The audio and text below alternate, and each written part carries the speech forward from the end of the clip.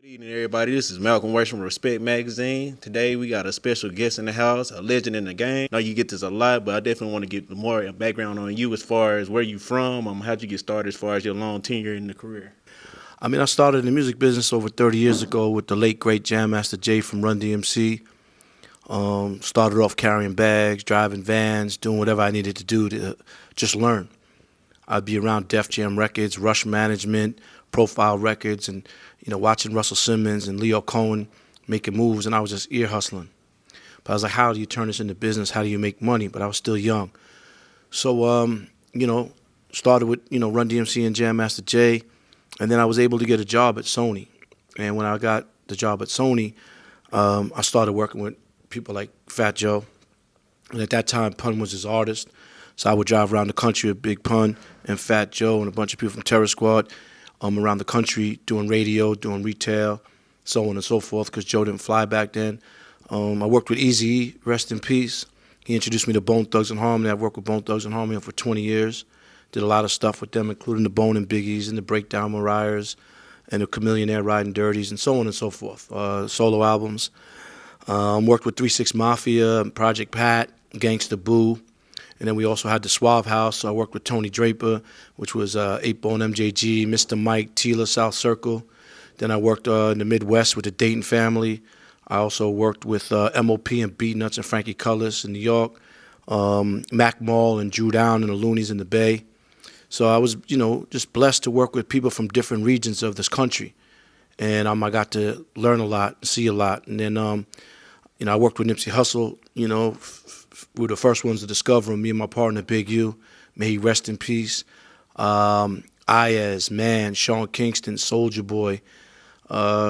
List goes on. And currently working with Scott Storch and an artist named Sue Surf. Most definitely. I know Nipsey Hussle is one of my favorite rappers as well. I was inspired by him. As far as in the past of his on Tommy Demise, like what are some good things that you can remember about him? And what's one thing that you can say about his work ethic that kept him away from as far as everybody else in the past?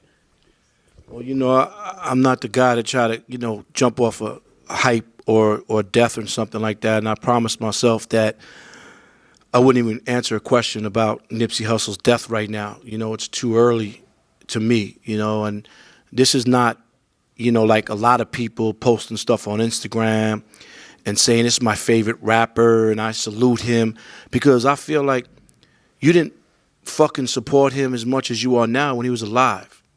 You know what I mean? This man's streaming going up, his album selling, his merchandise selling. Like, why wasn't it selling when he was alive? And that's the problem in life, that everybody wants to salute people when they die. Like, fuck, when I die, I only want my real friends post a picture of me. I don't want to be with this industry social media hype. You understand? Because this shit means a lot to me, because Nip was my man, because when we first worked with him, no one believed in him. They said, Steve, you wasting your time. He looks like Snoop Dogg. He's rolling 60 Crip.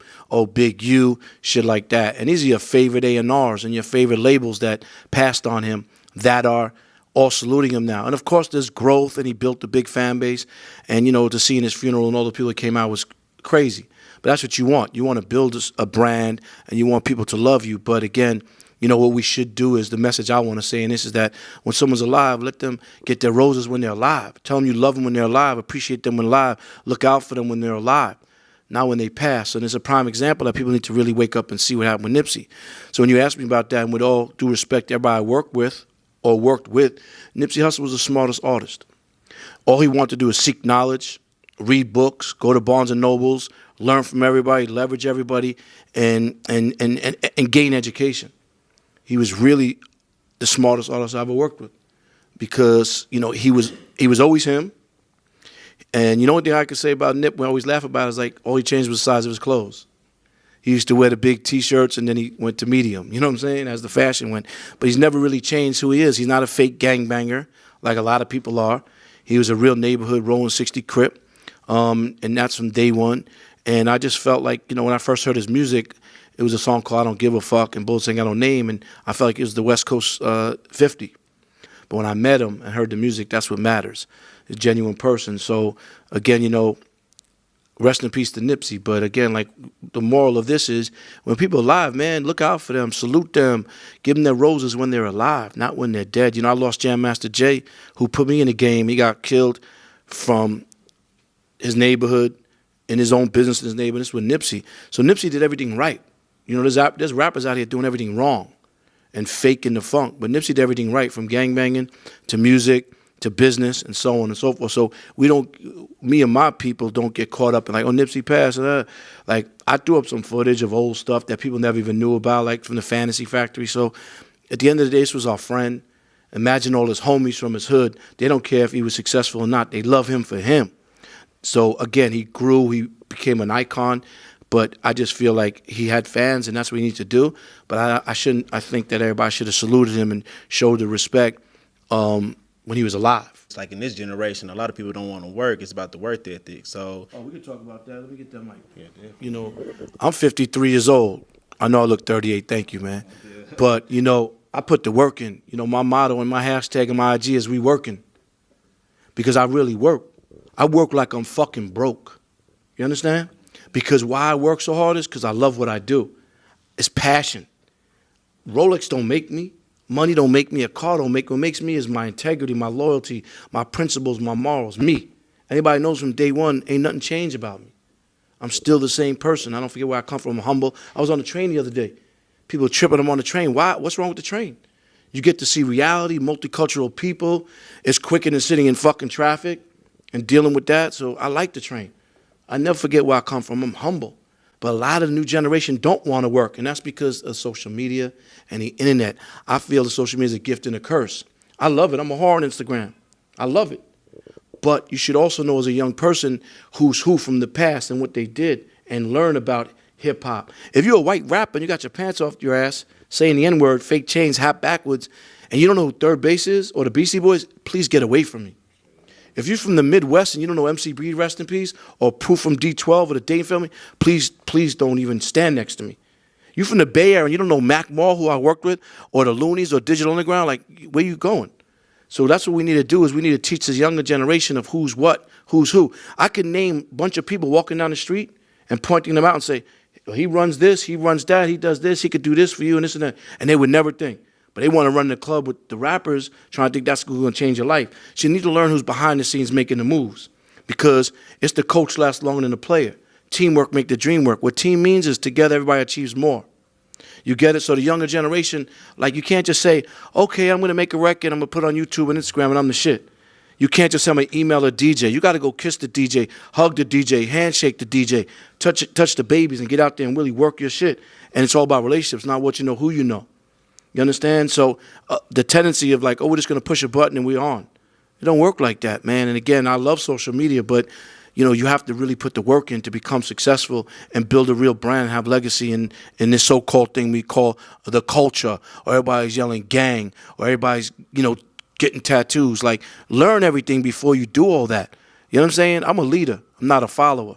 I'm not cocky. I'm just confident. I know who I am as a man. Because I'm in a cell right now. You ain't going to bitch me. And we got to be man if we in a holding cell ready to go see the judge tomorrow waiting on bail. So I've been through those things too early in my life as well. But I got friends who are never coming home. Everybody wants to praise jail. Jail is not cool. I got friends who are never coming home. I've seen the world. I got friends never going to see Hawaii. Never going to even see fucking Oklahoma. Or even see, you know, Prague. Say nowadays, but even with this generation, you got kids that they really just don't know how to approach people. Everything's on the internet. So in your school to our school right now, how can somebody approach you, and what's the right thing they could say for you to become their mentor? Well, you know, it's funny. Like, the younger generations be like, yo, I'm outside. I'm outside. I'm outside. I'm on the train. I'm walking in the city. I'm outside. I'm approachable. Don't approach me disrespectful, because I'm far from a bitch. I'm not a sucker. But if you approach someone right, you know someone's going to have a conversation. I don't got security. I got friends. You understand? And I'm approachable because I'm really in the streets and I'm in the corporate offices. That's what made me unique as a Caucasian guy. I could deal with the streets and get respected, and I could deal with the corporate people who didn't want to go deal with the streets, but they wanted to make money off the rappers who are from the urban communities. So I'm approachable as long as you respect me. But again, I can't give everybody my phone number. I can't answer every DM and every email. there's only certain time in the day for everything, and there's only, time is life. So I have to enjoy my life and figure out what I want to do and pick and choose my battles. But I'm approachable. I'm outside for real, and I never change. But I give opportunity if I feel like there's an opportunity there. I'm a guy who creates opportunity. I'm a connector. I'm a plug. I know that's one of your programs now to help aspiring artists as far as just know the business and the industry, just the difference between the two. What's that difference? I mean, shit. They talking 5 minutes YouTube. That's thinking dinosaurs. With all due respect, I'm a dinosaur, but I'm fossil fuel because I don't follow no rules. There's no rules no more in the music business. It's the wild, wild west. So content is king, and I've been saying that for a while. But I'm writing a book. It's called A Coach Lasts Longer Than a Player. Also, the We Work in University is the first ever online college where you can go into modules and really learn about the music business. See, I'm not in the music industry. The music industry is clout chasing and disrespectful people and just, like everybody's an Instagram model. It's cool, but like it's deeper than that, right? So We Work in University, you go into modules and you can learn about touring. You can learn about merchandising. You can learn what it costs to be a road manager and a tour manager. You can go and learn about what an agent does, a booking agent. You can learn about what a manager does, a choreographer does, a stylist does, social media gurus, executives, publishing. Like, you can't sit there and say you're a producer and you don't know about splits and you don't know about publishing and you don't know about neighboring rights and you don't know about any of that. You're not a producer. This is the business. We're in the business. You're touring. You need to know how much the agent's going to get, what the promoter's getting, if there's insurance, God forbid something happens there. These things that need to be taught behind the scenes of business. And that's what We Work in University does. And a lot of my peers said, Steve, you're a genius for that. Love it. And even Nipsey, man, he called me Maniac Lobel. He's like, bro, you're a genius. He was going to film it, but he passed away. I got Gary Vee. I got Charlemagne. I got Dallas Martin, who signed Rick Ross and Meek Mills and Nipsey and so on and so forth. I got some key people in these modules that people can learn from. And I'm changing the game with that. As far as what would you say could be the rise and fall of an artist if he doesn't really just plan ahead and look towards his future? Well, everybody should have a goal and an end game and a structure of what you want to do and build a legacy. First thing is artists, what they do is they become followers, not leaders. Whatever's trending, they want to do. Instead of finding a producer and creating a sound like Swiss and DMX did, or Timbaland and Missy did, or Snoop and Dre, create a sound, find a young producer. Go, when everybody's going left, you go right. When everybody's going right, you go left. What happens is a lot of people want to follow the train and follow what other people are doing. So it's a crash and burn effect. Be yourself at all times. The people will love you for being yourself. If you don't like J. Cole, which you're an idiot, you go listen to Nipsey. You don't like Nipsey, you go listen to 6ix9ine. You don't like 6ix9ine, you go listen to Future. Because of the power of the internet and Spotify and digital services, you can like who you want. So be a leader, not a follower. Be yourself. Create a brand. You know what a brand is? When the consumers are mostly attached to you. When you create a logo and a look and an image that doesn't change every day with the flow. You're building something. And that's what Nipsey did. He built a brand. Brands are built like really a marathon, not a sprint. Takes legacy, takes years to build a real brand that stays around. If you just want to come and go and be here for the moment, that's cool, but that's not a real brand. That's not a real way to build a legacy. And I see a lot of people out here just following what's going on at the moment and screaming culture and gang and all this other stuff. Like, be fucking leaders, not followers, Who are some people that you say that you would want to work with in the future as far as just any mentorship, just let them know that they're doing a good job, they can get better? Yeah, everybody should have a mentor. Russell Simmons and my father, OG Ted, is my mentor. Everybody needs a mentor to learn from. I believe in God, and whoever God puts in my life organically for me to work with, that's what will happen. If you forcefully try to push me to work with you, I'm going to get turned off and run away. Just keep in contact with me in the future and see whatever we can do, just keep it going. We're trying to keep it going in Nipsey name. So yeah, I want to finish this off. Like, I'm in the cannabis game. Shout out to my man Burner with Cookies. We have a few dispensaries in California. I'm writing my book, like I said, The Coach Lasts Longer Than a Player. You already stay tuned for the Sue Surf interview. That kid's on fire. I got this young producer named Avadon. Like I said, I'm working with Scott Storch. I got a podcast company. I got a bunch of podcasts coming out. We're doing Burners Roundtable, and we in talks with a lot of people doing their stuff. And God is great, man. We Work in University, like I said. I got We Work in Publishing. I got We Work in Sports. I got We Work in Music. I got Weed Work in Agency. I got a lot of things, man, because I'm going to take advantage of all these opportunities and all the sacrifice I did of being away from my family and take advantage of everything in a good way and make shit happen. And thank you for your time. I appreciate it.